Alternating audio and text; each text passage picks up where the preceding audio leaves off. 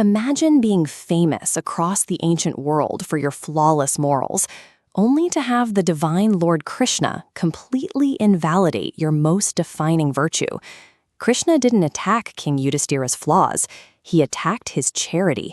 Yudhishthira had a problem he didn't even know existed. He had developed a quiet, creeping pride, known as ahamkara, about his immense immense generosity. Krishna saw this subtle arrogance and decided to cure it right there in the middle of a peaceful forest. The cure was an impossible test. Krishna manifested 2 towering mountains made of solid gold. He gave Yudhishthira a simple instruction: give every single ounce of it away to the local villagers. There were only 2 conditions. First, the task had to be completely finished before the sun went down. Second, the king could not keep a single gold coin for himself. Now, on paper, this sounds like the easiest job in the world. Who fails at giving away limitless free money to people who actively want it? You just open the gates and let the crowds take what they need. Krishna did not care about wealth distribution. The gold mountains were bait. It was a psychological trap perfectly designed to expose the king's hidden ego. Yudhishthira immediately went to work the only way a righteous king knows how: systematically. He gathered the population, carefully assessed each family's individual needs, and meticulously weighed out the gold to ensure perfectly equal distribution. Hours turned into days. Krishna even used his divine power to stop the sun from setting, giving the king extra time. Yet, despite Yudhishthira sweating and exhausting himself to the point of physical collapse, the massive peaks of gold barely shrank. The failure stemmed entirely from his mindset. Yudhishthira was operating as an owner. He viewed the gold as his personal property to dispense, trapping himself under the heavy burden of calculation.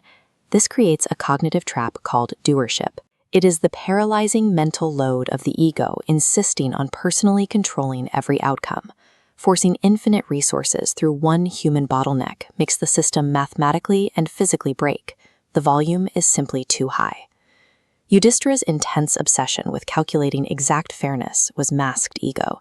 It was his desperate internal need to be perceived by everyone as the flawless, righteous giver.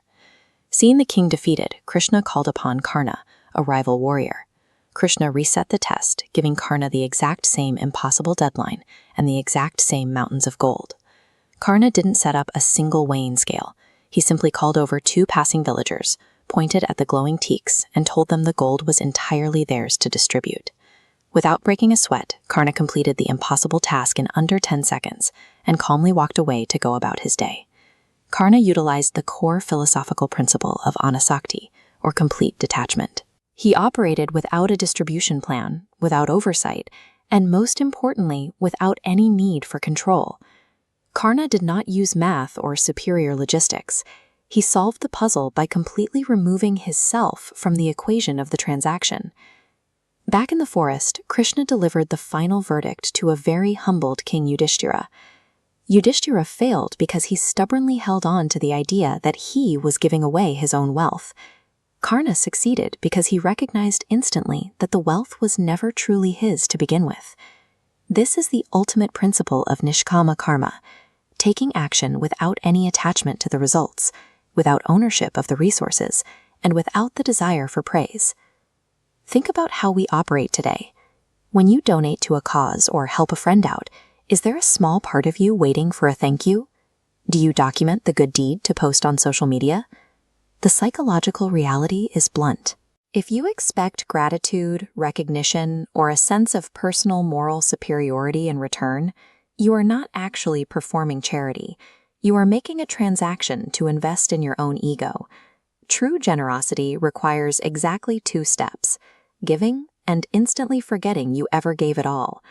Have you ever caught yourself falling into Yudhishthira's trap of the savior complex?